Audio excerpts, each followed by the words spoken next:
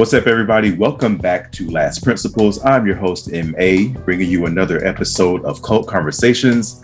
Tonight, my honored guest is, of course, another ex-ICOC member, host of the illustrious, the Reclamation Podcast, which, by the way, just hit 10,000 downloads, 10,000 podcast downloads. Yeah. And not last but not least, the spokesperson, the representative of Murray's Wave Pomade, Mr. Aldo B. Martin. Thank you. I don't know what I'm more proud of. The fact that you called my podcast illustrious, thank you, or being the Murray's Hair Pomade spokesperson.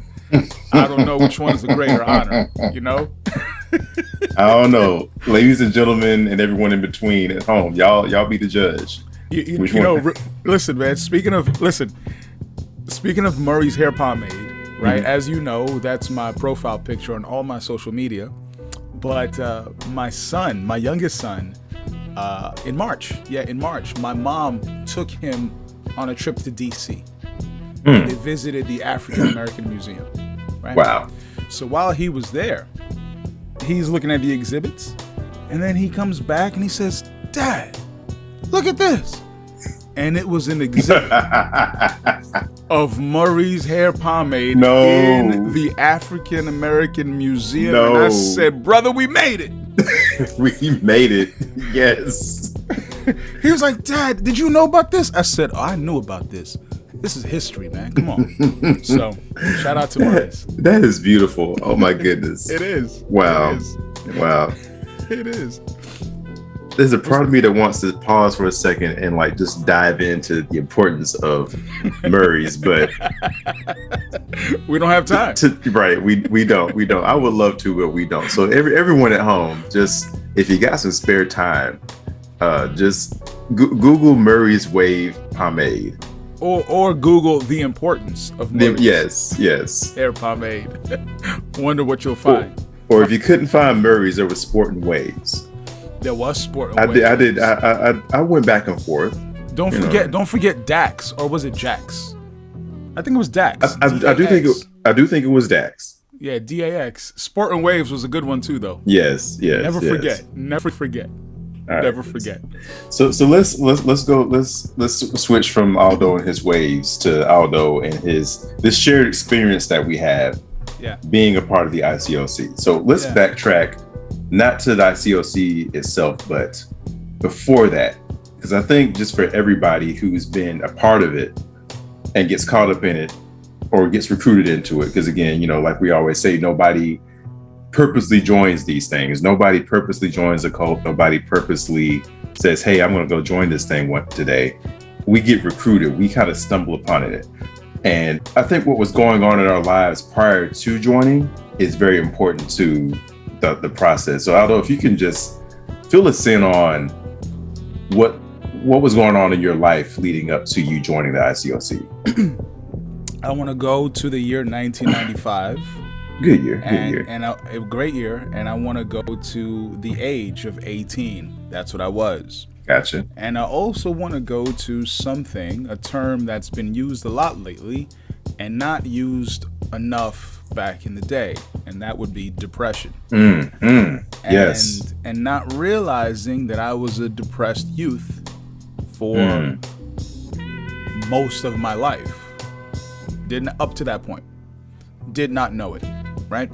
And it was the summer of 1995, and I was in a really deep funk, right? A depressive spell because of my failure in school. I've said this before, but that had a real profound effect on me, and just lack of belief in myself, this lack of self-esteem, and seeing other people thrive and strive, at least so I thought. And I'm just stuck in a rut. So depression was heavy. And I was riding the train home, and this guy invited me to church. And it was surprising to me because it wasn't so much I was looking to go to church. I was just surprised to be invited somewhere. He could have said, "Hey, a group of us are going to go get coffee tomorrow." I'd be like, "Word, I'm down." I don't even drink coffee. I don't even drink coffee, but I'll go. And I went, you know, because it was something to do. And as I got there, it was instant happiness, instant connection, instant family, and depression was in the rearview mirror. Or so I thought. So you thought. And that's the condensed version, so to speak. Okay.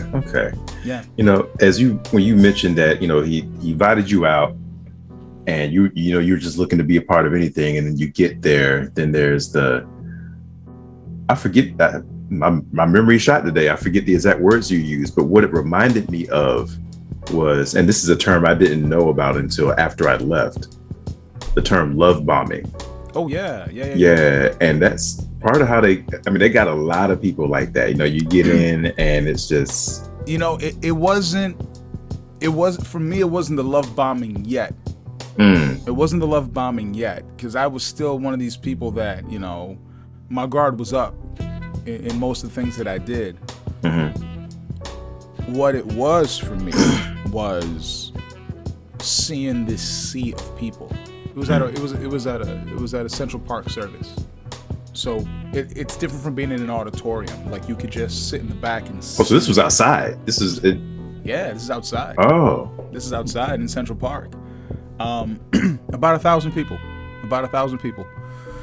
And the reason I know it was about 1,000 people is because my high school had 5,000 people, so I was accustomed to seeing what 1,000 people look like on a regular basis, and that's what it was. And these people were attractive, and what made them attractive is that they were so happy. What made them, and I could tell they were happy by the way they interacted with one another, and it made me want to be a part of that. So then when the love bombing happened, I was receptive to it because of what I already saw. You understand?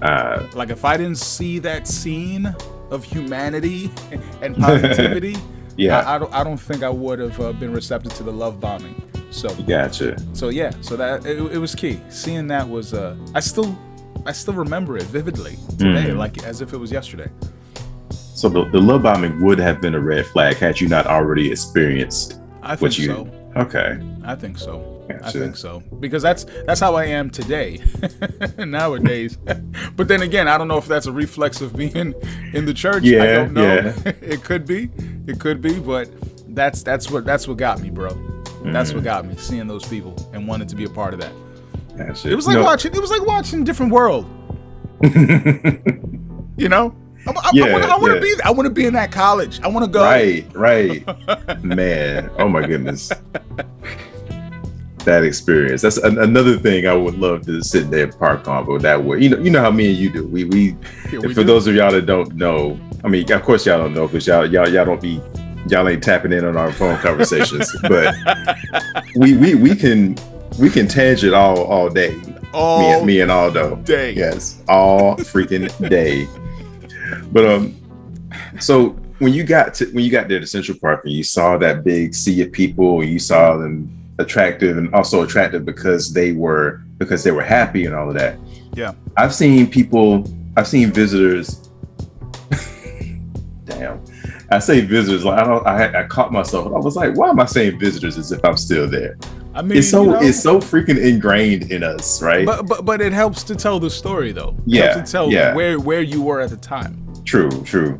So I've seen people who have come out for the first time react the way that you reacted and love what they saw. I've also seen people react in that they think it's weird that, wait, all these people from so many different backgrounds coming together and they're happy and they're hugging on each other and they're singing and they're joyful. There is something amiss here. And they never come back. And, you know, and while we're there, we're thinking, oh, why are they not coming back, or they're not open? No, they ain't But, open. you know, knowing what we know now, they were the smart ones. You know, I would love to have a conversation with one of those people, actually. Yeah. You know, that would be a nice podcast guest, I think. Why did you leave? No, why did you not come back? Right. Yo, if anyone is listening right now, yeah, whether you hit me up on Last Principles, whether you hit Aldo up on the Reclamation Podcast, if you have ever visited the ICOC and left after your first visit, or if you left after any number of visits, if you left before you got sucked in, we want to hear from you. We do. It don't matter. You know, we're not gonna do y'all like our old organization did, where no, you got to come to our church. I don't care if you come to me. I don't care if you go to Aldo's on the channel. We just want to hear from you. Okay. You can go to Losing My Religion if you want. We'll hear you. Right. Because we gonna peep her stuff too. You know. So we just want to hear your perspective. Like, what made you turn tail and run? What made you hit a hard right and be like, nah, bro, I'm out. But yeah, that would be interesting. Yeah. What did you see that What did you see that we didn't? Right. Tell us, because people need to know. All right. So you came in, and the love bombing came after what you experienced. So the love bombing didn't hit the way that love bombing normally would. So there's those things that attracted you. Was there anything else in there that made you go, this is where I need to be, this is where I want to be? No, it was just that. It was just that the religious message didn't have any bearing on me, because I don't come from a religious background. But I do remember that man who preached that day. He said something to the effect of, God wants you to have a good life. It wants you to have a happy life. And for me, that was mind blowing, because I'd never heard anything like that in my life. And I remember when the people were singing, when they got up to sing, because I had never been to church, so I didn't even know singing was a thing. So when they started clapping, I'm standing there with my arms crossed, right? Like, what the hell is this? You know, what is this? Who were they singing to? Right. They were actually, the first song was Ain't No Rock. Remember that song? Oh my goodness. Wow. Ain't no rock gonna stand in my place as long as I'm alive to glorify his holy name. And I said, what are they talking about? Right. What is... No, I really didn't know. And so then when the man started talking about God wants you to have a good life, have a happy life, this message of positivity, it just matched with what I saw. And I was like, all right, yeah, cool. So then when they asked me to study the Bible right after, I said, sure. I mean, why not? You know, I got nothing else to do. So I didn't know what was happening. I just knew they were showing me the Bible, and the more they showed me the Bible, the more I was like, oh, so I gotta decide now. Okay, all right. So this means I can't hang out with my old friends. And when I thought about that, I was like, well, this seems to be a lot more positive. So, all right, I'm gonna do this. That was it. I just wanted to be a part of this. It didn't. A relationship with God was the last thing on my radar. Wow. I don't know if that's good for me to say or bad for me to say, but that was not. It's real for you. It's real for you to say. I'll say that. Yeah. It wasn't my intention. Gotcha. All right. I want to pause there for a second. Help me remember that we're going to come back to your experience studying the Bible. Okay. Right. Because you called out one of the names of the songs that we sing on Sunday morning. Right.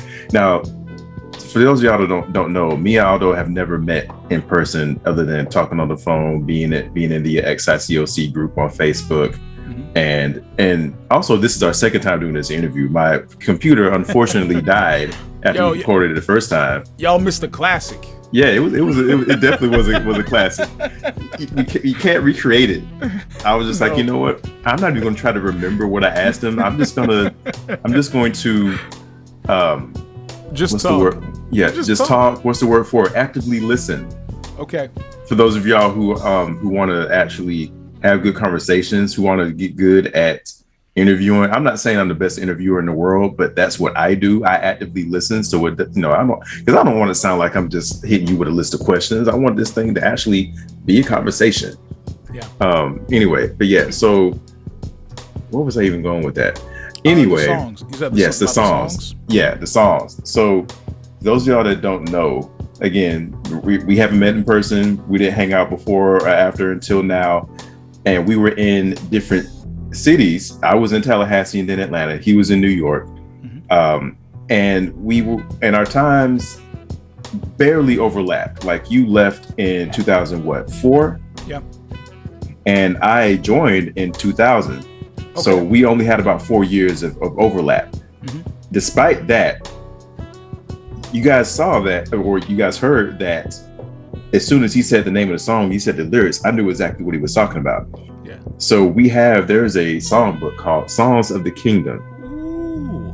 And I will just say, y'all, that I just recently, in the past year or two, I think the last time I moved, which was about a year and a half ago, I finally got rid of all my DPI books. For y'all that don't know, DPI, Disciples Publishing Incorporated. I forget what the I stands for. Disciple Publishing something. Anyway, yeah. So I finally, I hadn't touched those books in ages anyway, but I finally cut the dead weight and got rid of them. The Songs of the Kingdom is the only book that I kept because, and I apologize, I should have said trigger warning because those songs can be a trigger for a lot of people. So my apologies for not giving that ahead of time.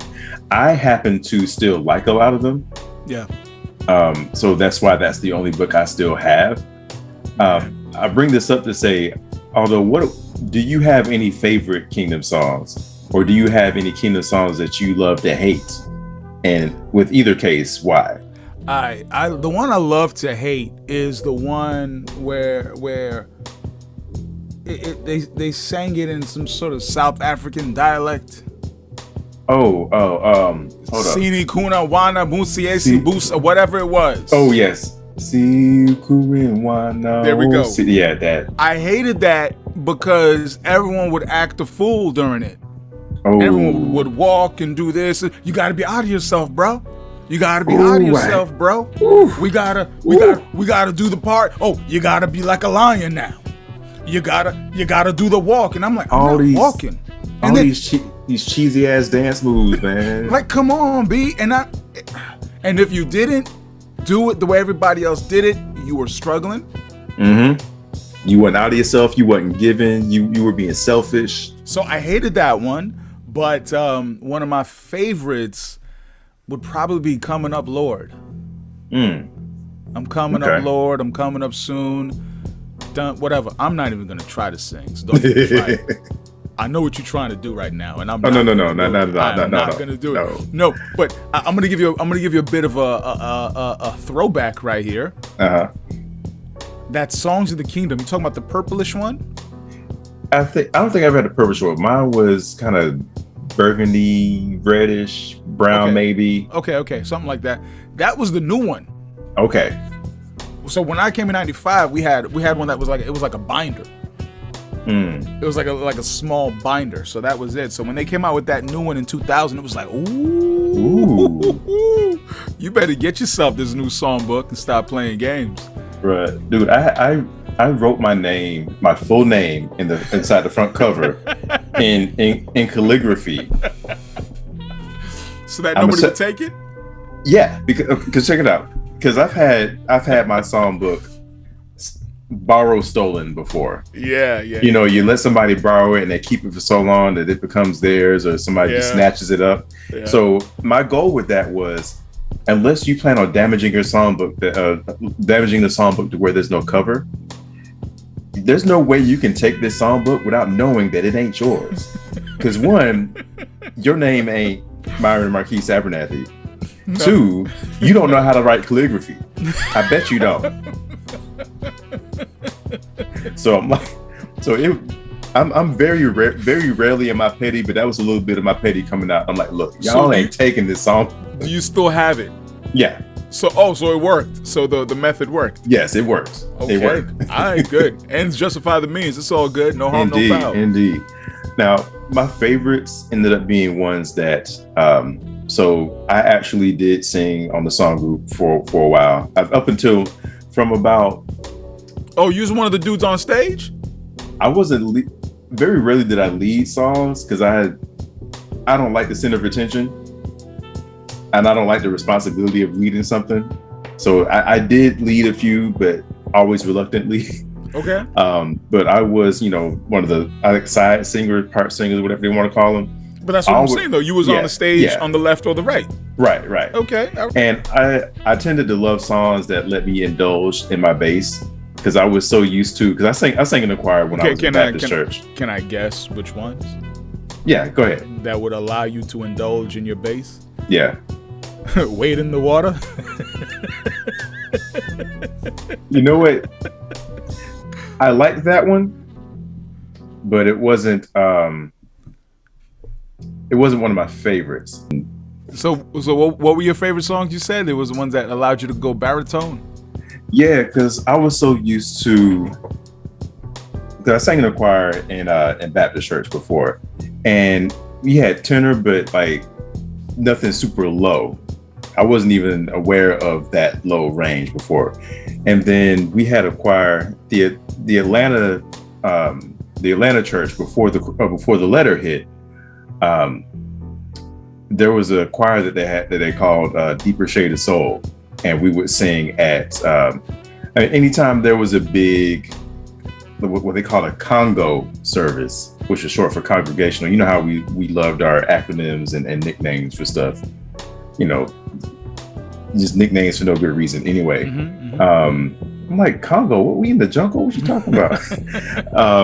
Anytime we had a congregational service, you know, that choir would sing there. We got invited to sing at an event called Music Midtown a few times in Atlanta.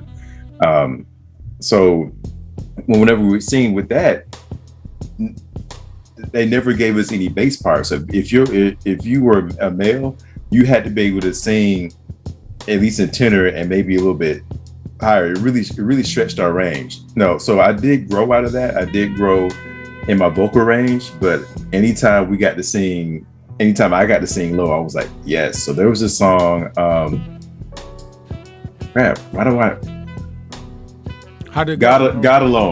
Alone is a song. I used to know the name of it. I used to know the number of it by heart. Matter of fact, let me see, because it wasn't a super popular one. Let me see if I still remember. Damn it, yes. I got it right. 803, God Alone. And I can see, I found a YouTube video of of a group singing it. But you know, can I say something? And, yeah.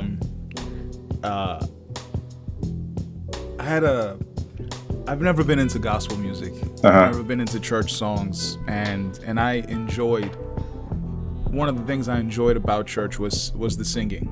Like there was always something positive about it, except for that one song I mentioned before. And maybe about 2 months ago, I saw this clip on social media of this church. I don't know where they were from, but they were singing this particular song. Very choiry gospel song, and it sounded amazing. You know, but what was amazing about it was the people that were singing it, because they were so full of joy, they were so full of enthusiasm, they were so full of there was a certain spirit to them singing. And I don't mean like Holy Spirit, I just mean like a spirit of singing. And I loved what I heard, you know. And I went and searched the song, like on iTunes or on YouTube, and I found it, and I played it, and it didn't sound the same. Yeah. But here's what I recognize about myself. I recognize that although I consider the ICOC to be a cult, there's another side of me that is happy that I was there. Yeah. And when I saw that clip on social media of that group of people singing, those young people singing, I just thought, man, they are so lucky to be part of something that's bigger than themselves. And I just remembered that's what I enjoyed about being in the church. Yeah. And for a moment, I just thought, I hope everybody can experience being part of a group, being part of something that's bigger than themselves. And I hope that it does not become a cult for them. I hope it doesn't become cultish, because that's part of the shame of this ICOC experience. It ended because of the negativity around it. And And it wasn't until I saw that clip of those people singing that made me realize that about myself. I'm sorry, I went on a tangent, but I needed to say that. No, that was on point, right on time, man. Because that is, those of us who have been there and left, there was good to it as well. Not to give it too much credit, but it was good. There's a reason why we were there for as long as we were. Although you were there from 95 to 2004, right? Yeah, I was there from 2000 to 2013. There's reasons why we were there. There's reasons why we stayed as long as we did. Singing, as much as I eventually got tired of having to get up so early and be at church so early and go to 2 and 3 rehearsals during the week and always having to give because you can't be on stage and looking like lackadaisical. You can't be looking like you had a bad day. You got to put on. And there were always more sisters than there were brothers, so the sisters got to rotate out this Sunday and that Sunday. Brothers, because it was so few of us, it was like there was no vacation for you. Or if you did, like you had to find a replacement for yourself. But I loved the singing. Some songs I liked, some songs I was like, I can do without. I meant to say, God Alone, the video that I found of it, I was like, this is the song, but some of you may catch this, some of you won't, and I'm not gonna go into too much detail. It was unseasoned. Unseasoned? Yes.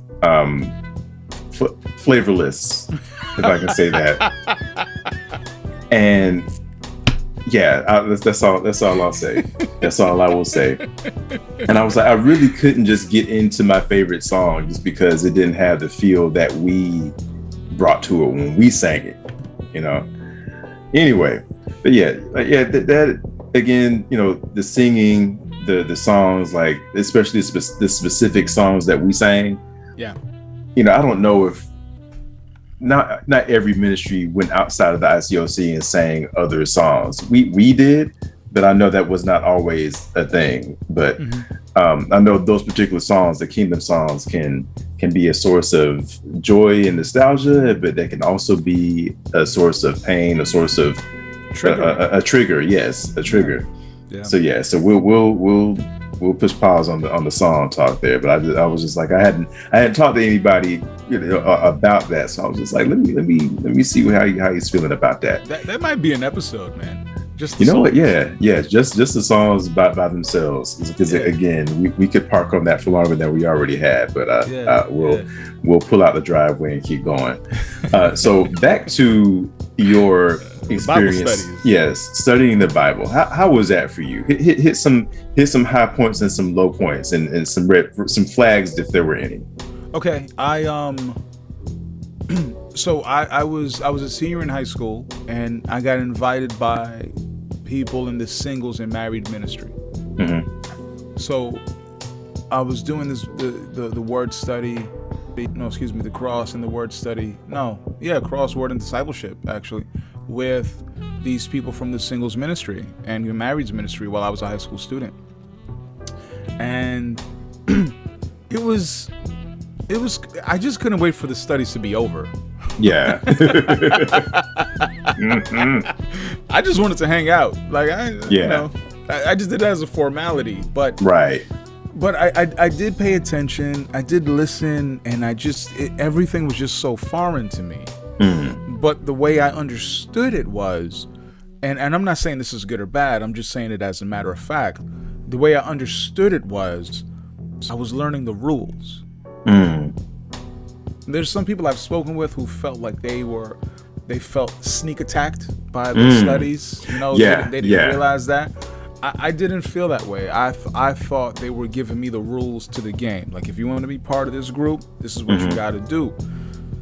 And especially with the discipleship study, especially. And so that's how I took it. And every time we did a different study, I just took it as, all right, well, this is what I have to do to be a member. Mm-hmm. And then they transferred me to the teen ministry, and I continued the rest of the studies with the teens. And that was cool.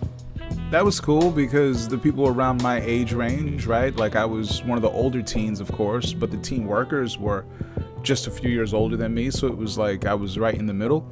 Right. But it was through these Bible studies that I just built relationships with the people. You know, I didn't see it as a religious thing. I just saw it as these are the rules to being a member, and I'm gonna follow these rules. Gotcha. So you were all in already, and you just, like you said, you figured this was a formality to be a part of the group. Yeah. And being a part of the group was like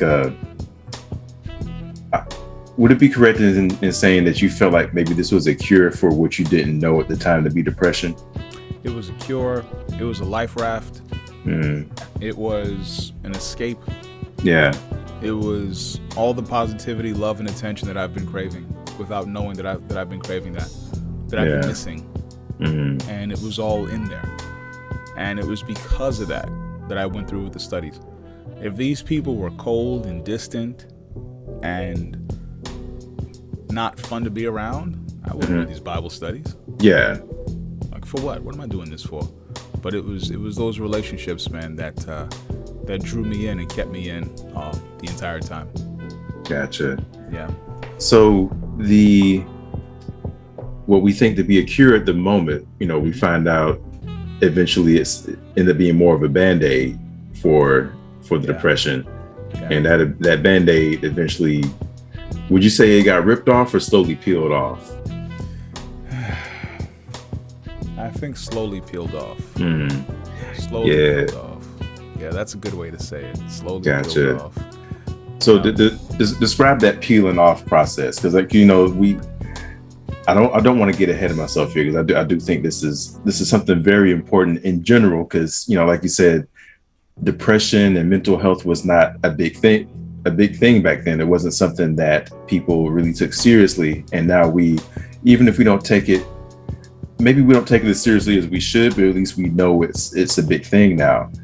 But yeah, so in general, but then also the ICOC and religion in general, not to be I was about to say to be fair, and I'm like, what the hell am I being fair right now? We shout out to, I meant to look up his YouTube handle, but there's someone who left a comment on my leadership chain video. Shout out to you if you're listening. This is for you. Yeah, so yes, for just because that's what I was about to say. To be fair, just in general, not specifically to the ICOC. To be fair, the dealing with mental health is not a strong point with churches in general, specifically with the ICOC, but just in general. But yes, Mr. Whoever, I forget your. I'm tempted to just pull up my phone and look it up. But if you're listening, no the hell we don't need to be fair to the ICOC. No, because he tried to say, oh well, you got to make the distinction between ICOC and ICC because it's different now. Kip McKean went and made the ICC after being kicked out of the ICOC, and now the ICOC isn't the same. No, bro. We both were in the ICOC, and we were there before and after he got kicked out. And did things somewhat change? Yes, but it still got the same poisonous roots. The things that happened before did not get erased by the fact that he left, did not get erased by the fact that they've made some kind of changes, but it's still there. There are people who have joined the ICOC since we both have left, and their experiences match ours. So no, I don't want to hear that. If I could defend you for a second. Because go right ahead. The audacity, the gall, and the gumption. All those things. All of them. To assume that just because you are a former member, that you forgot the distinction. You right? forgot what the ICOC I didn't even think of that, but you are right. Like, because I know the difference, sir. We've been there. You don't think we know what we talking about? Right. You don't think we know what we talking about, B? Are you kidding me? Matter of fact, I was in for 9. You were in it longer than me.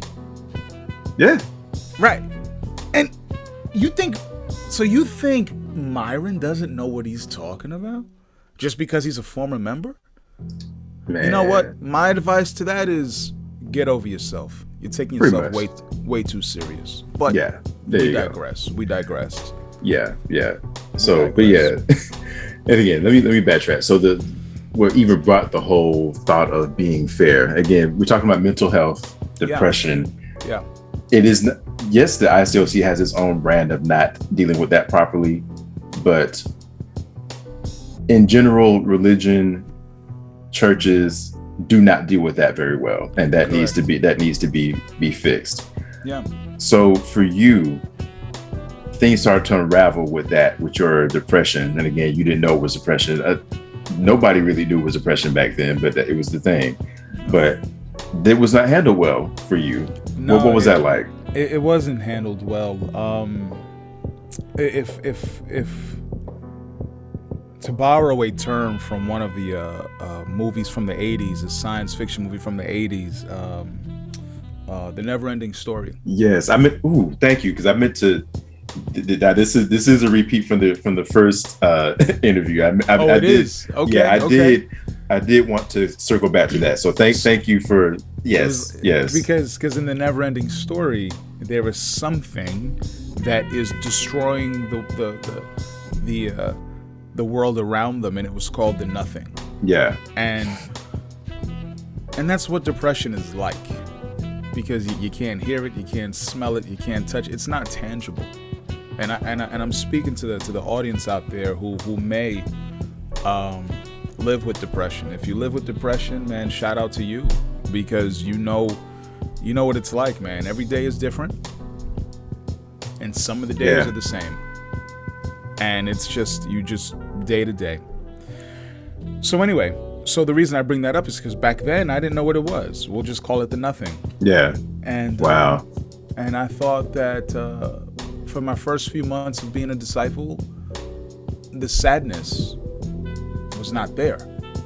This sadness that was prevalent in my life, it was not there for those first few months. There was a lot of excitement, a lot of happiness, a lot of activity, a lot of busyness. But after a while, the high comes down. Yeah. And then you're left with your thoughts. You're left with your emotions. And negativity started to creep back in. Because that's just what depression does. Right. And it never goes away. And it started to eat away at my joy, and I wasn't as enthusiastic as I was in those early days. Yeah. When I was a young Christian who was fruitful and zealous and all that other fun stuff. Now I'm a bit more melancholy. Now I'm a bit more moody. You know? Some days I'm smiling, some days I'm not. But you know what though? I was there every day. Yeah. I didn't miss a single meeting. Because I knew I needed to be here. This was my medicine. You pushed through it. I pushed through. Because I didn't have there was no other alternative. I was like, what am I going to do? What else am I going to do? You weren't the horse. I forget the horse's name. I've never seen it all the way through. But this part I know. You're talking about Never-Ending Story. Right. Oh, Atreyu. No, not Atreyu. No, Atreyu was the main character, right? Artax. Yes, yeah. Artax was the white horse. Yeah, it was the swamp of sadness, and like if you gave in, if you stopped fighting, you started sinking. Yeah. So the opposite of what you did, because you were feeling it, but you know what? You kept going. But you know what though? That's not the way it was translated. Nobody saw the fact that I was still going out. Right. Yeah. Fighting. They didn't see that. They didn't see that with you at all. They just saw my moodiness as me giving up and being unspiritual and giving into Satan, which was confusing as shit. Because I'm like, Satan, what are y'all talking about? Right. I don't know. But it made me feel like something was wrong with me. Yeah. And my discipling partner would try to talk me out of it. The teen leaders would try to talk me out of it, and it got to the point that I was in such a depressive state, in a rut from the spring of '96 into the fall of 1996 that in October of 1996, after people trying to talk me out of this moodiness, I remember going to an evangelist's house. They had a meeting with me. I guess I was on the weak list. Yeah. And they said to me, well, listen, man, do you want to change? Of course I want to change. But I can't say that because you're also, what's the word I'm looking for? You're also, I felt I was at a disadvantage because it was me and three other people in the room. And I was 19 years old, and these people spoke for a living. Yeah. And they ganged up on you. Yeah. You know, they spoke for a living. I'm just getting used to getting some self-esteem under my belt. Right. I'm just getting used to speaking. I'm just getting used to believing in myself. I'm just getting used to that. I'm there with a group of people, three of them, might have been two, but three of them who spoke for a living. An evangelist. You use words for a living. You get paid to talk. Right. You're a professional talker. As well as my discipling partner who wasn't in the ministry, but he was at one point. So you do this. So of course they got the advantage in this situation. You got the advantage. So all I knew how to do was my fight or flight is to stay quiet. Yeah. That's my defense mechanism. And as they said, hey man, you got to change, man. Listen, man, you're doing this, you're doing that, man. You're hurting Jesus by being sad. You're doing this, and I had no words. And they took my lack of words as a rebellion and disrespect towards them. But meanwhile, I'm just quiet because that's all I know how to do. Yeah. When my dad would yell at me and call me a piece of shit, tell me I wasn't anything when I was 8 years old, you know what I would do? Wow. I would stay quiet. Wow. And this would happen every night, every day. You understand? Damn. Every day. And I just sat there and I took it. And wow. That's just what I learned to do. So as these guys are talking to me about snapping me out of my depression and well, again, I'm using the word depression now, but snapping me out of this nothing, I had no words. And they said, well, I guess you don't want to change. I guess you don't want to be in this church. If it were only that simple. And I just remember getting up and I walked out. I walked out of anger. I walked out of hurt. And I recognized that I had just walked out on the best thing that I've ever had. And that was October 1996. And it made the rest of 1996 and all of 1997 the darkest time of my life. Wow. Without question.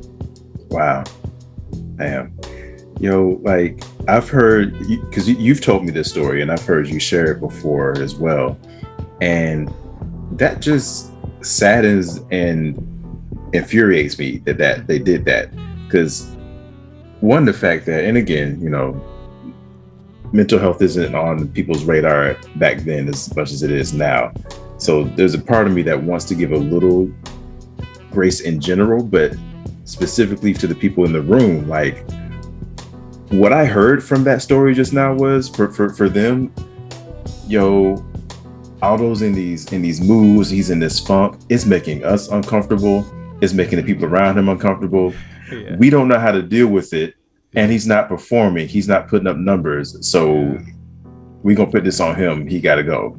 Yeah, that's what I heard basically. Yeah.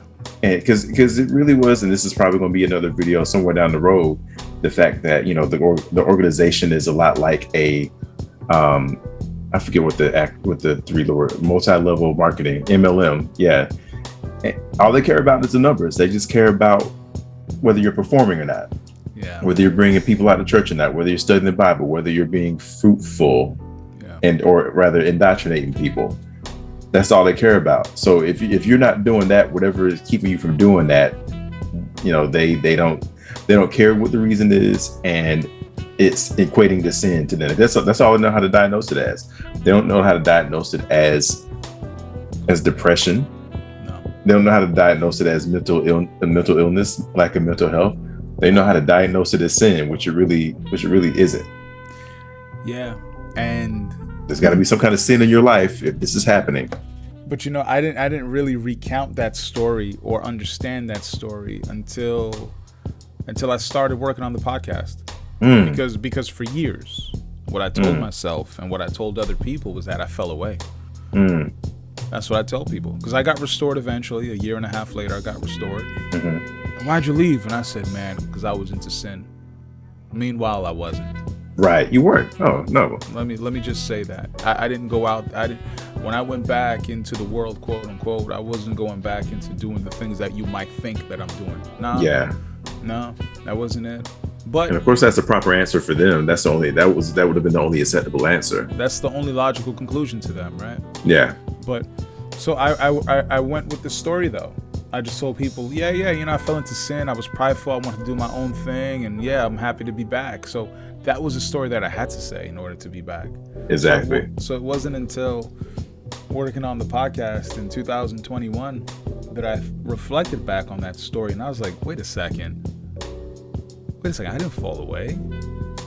I wasn't disfellowshipped, but I was certainly forced out. Yeah, you were kicked out. Kicked out. Yeah. Kicked out. Because they didn't know how to manage what you had going on. No. And they didn't care. And they didn't care. And I hope that I hope the men who did that, I hope they've learned.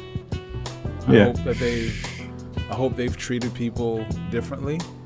I hope that when their children, because I'm sure they've had children,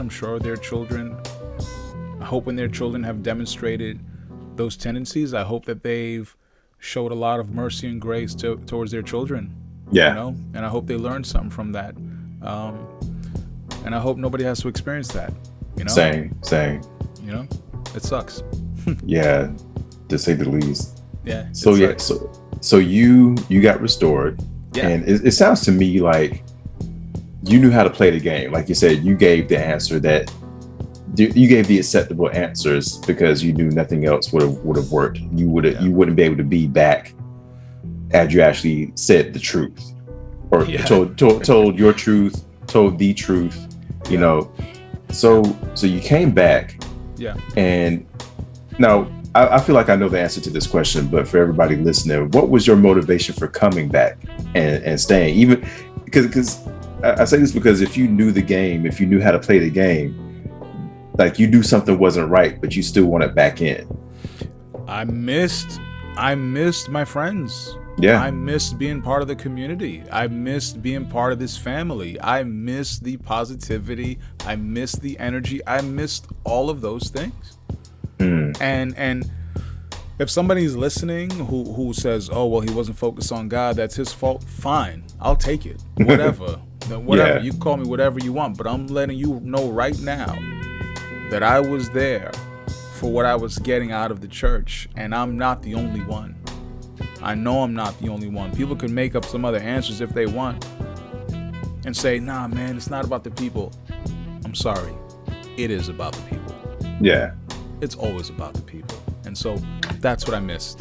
And I went back. And when I got restored, bro, I felt like I felt like one of the homeless men in Coming to America. When Prince Hakeem gave him that money. Mortimer, we're back. Mortimer. I don't know why I remember that name. Have you ever met a Mortimer in life? Never in life. Mortimer, we're back. Two Mortimers I know. Mortimer from Coming to America. Yeah. And Toad, he's an X-Men villain. His real name is Mortimer. Okay. That's all I know. That's all I know. Like I ain't never met a Mortimer in real life ever. But that's how I felt. I felt like Mortimer and his partner, like, yo, we back. I ain't messing this up. Son. Yeah, we back. We back. So that's what it was. And then I stayed there up until 2004. So it was the best of times. It was the worst of times, all at the same time. All at the same time, at the same damn time. Yeah. So you left in 2004. Now, what made you decide to leave for good? Because you left on your own. You left on your own terms this time. Ooh, man. You see, man, you got me in a little bit of a bind here, man. You got me a little bit of a bind here because I'm saving that story for the conclusion of season 2 of the Reclamation. But okay. But I will say, give me what you can give me for the moment. Put it like this: at one point, I just recognized that it was time to go. There were a couple of incidents that led up to it. It was a process. I just recognized it was time to go. And I just felt I no longer needed the church as much as I did before. And it served its purpose. It served its purpose. It's the equivalent of a person who leaves their parents' home once they reach a certain age. You know, that's what it was like for me. So I'm sorry to give you that. Like, there's more details to it, but you got to tune in to the Reclamation Podcast. You got to check episodes 51 and 52 for that. You know what I mean? Hey. But I could tell you that life thereafter, though, was great. Life thereafter was great. My wife and I got married, and she was a former member, but we didn't leave together.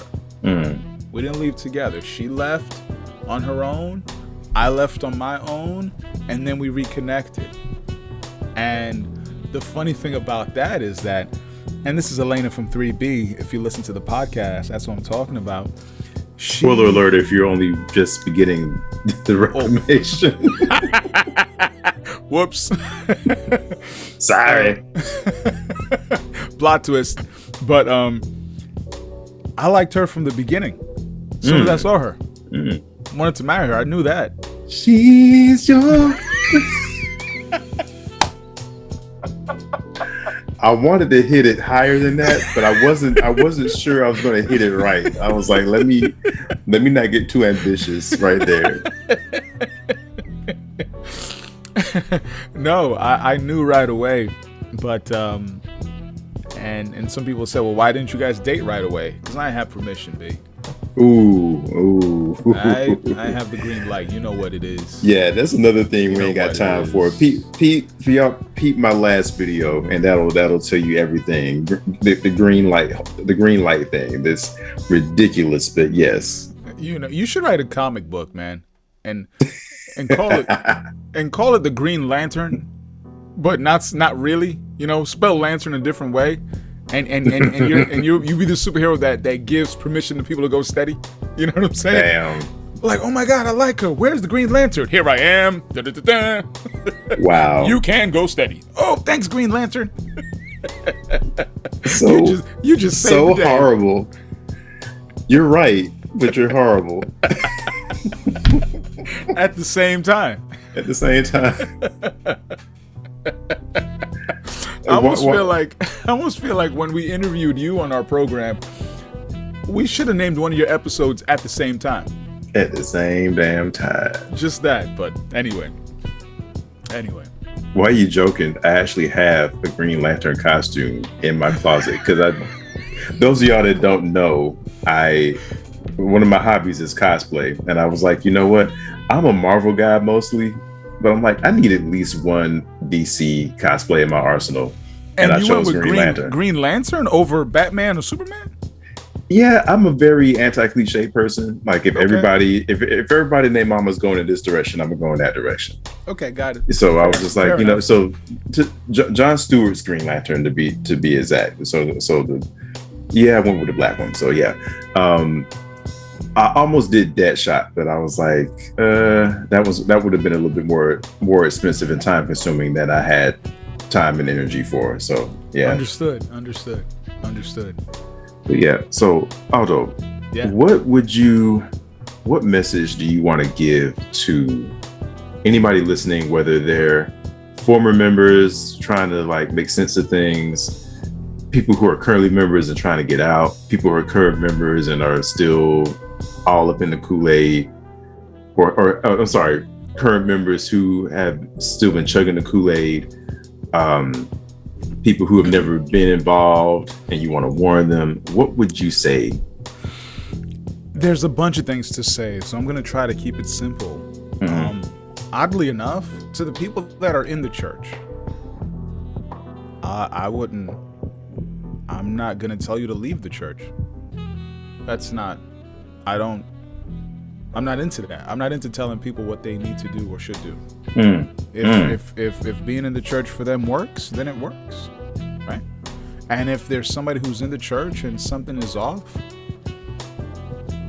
and they want to leave, then by all means do so. If you're in a situation where you can't do what you want to do because of fear, then you're in the wrong place, whether it's a church or a relationship, to be quite honest. To the people that have left, this ICOC story will be a part of us forever. Forever. It's in some degree or fashion. And sooner or later, you're going to have to come to grips with it. You're going to have to. And I think that it's healthy to talk about it.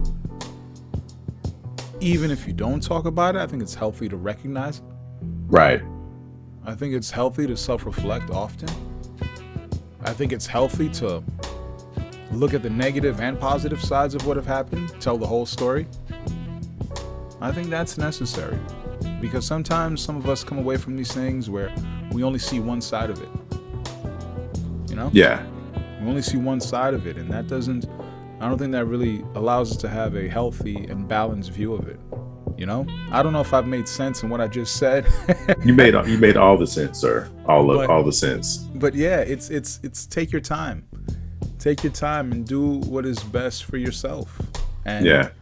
And that's it, regardless of what anybody says or thinks. And I think that's the most important lesson in all of this. It really is. Yeah. It really is. Amen to that.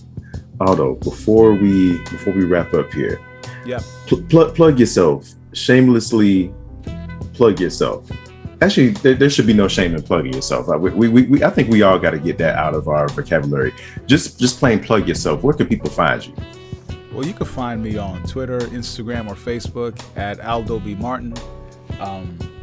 You can check out the Reclamation Podcast on Spotify, on Apple, wherever you get your podcasts from. It's called The Reclamation. Aldo B Martin presents The Reclamation, featuring Cousin Eddie. I also have another podcast out about fatherhood called The Fatherhood Project, or Aldo B Martin presents The Fatherhood Project, in which we just talk to dads about regular dad shit. Yeah. You know? Yeah. What it's like being a dad and doing all that other fun stuff. If you listen to The Reclamation and if you like it, feel free to join us in the Rec Room, which is a Facebook group that we just started a few weeks ago regarding the Reclamation Podcast, and people give their 2 cents. And let me tell you something, man. The Rec Room is lit.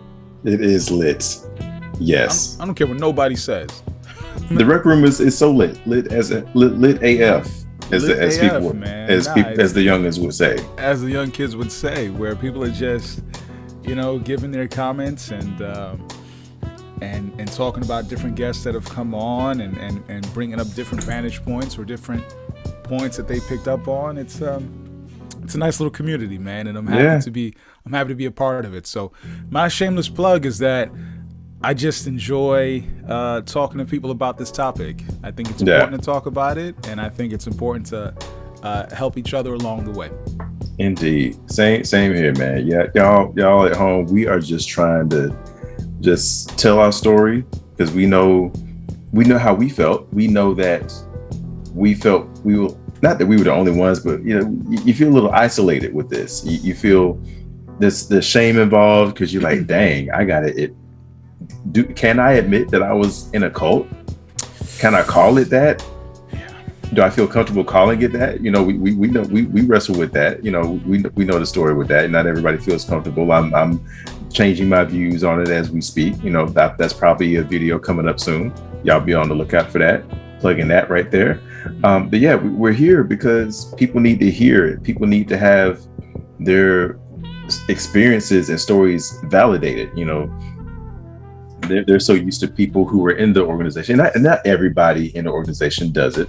We both have people who are still there, who are regular people, just like I would like to think I was regular when I was there. I'm pretty sure you feel the same. Indeed. There are people that are still there and were there who didn't do this, but like there are people there who would say, "Oh, they will gaslight the hell out of you." They'll be like, "No, you're just church hurt," misusing that phrase, because there's legit church hurt out there, and Indeed. What we're talking about isn't it. You're just bitter. You're just church hurt. No, you just want to do what you want to do. You just want to be in sin. If you're a former member, we're here to help validate you. We're here to let you know you ain't crazy. Let you know that it's okay to feel how you're feeling about it. We just want you to have community. We want you to know we're here for you.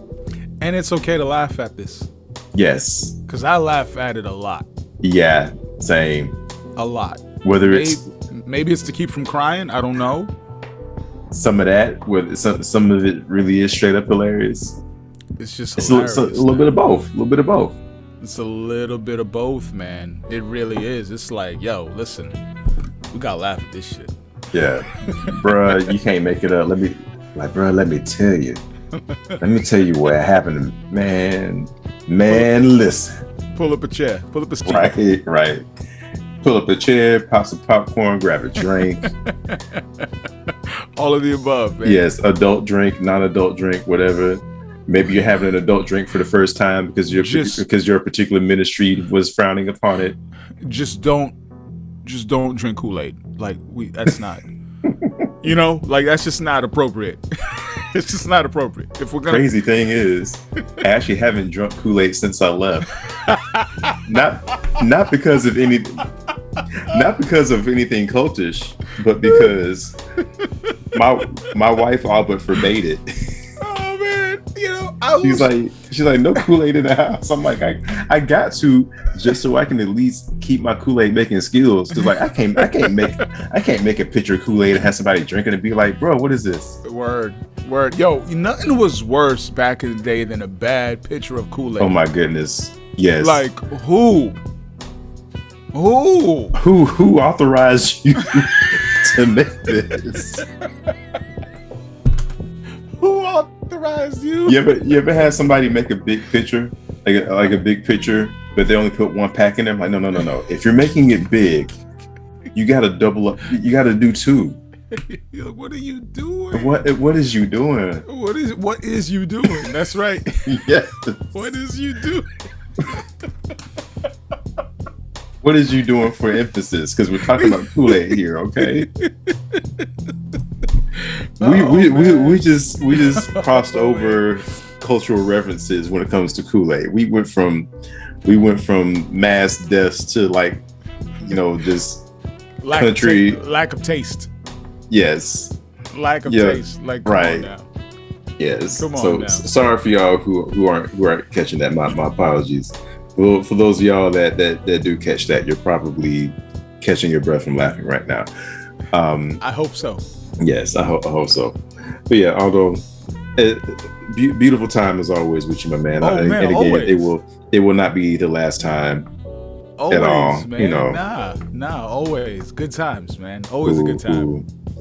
All right, well, everyone at home, thank y'all for chilling with us. Thank y'all for hearing us, being here to just listen to us share our experiences. Y'all make sure y'all go check out Aldo at everywhere he is. Make sure y'all go subscribe to the Reclamation Podcast. I finally stopped saying project. I finally stopped.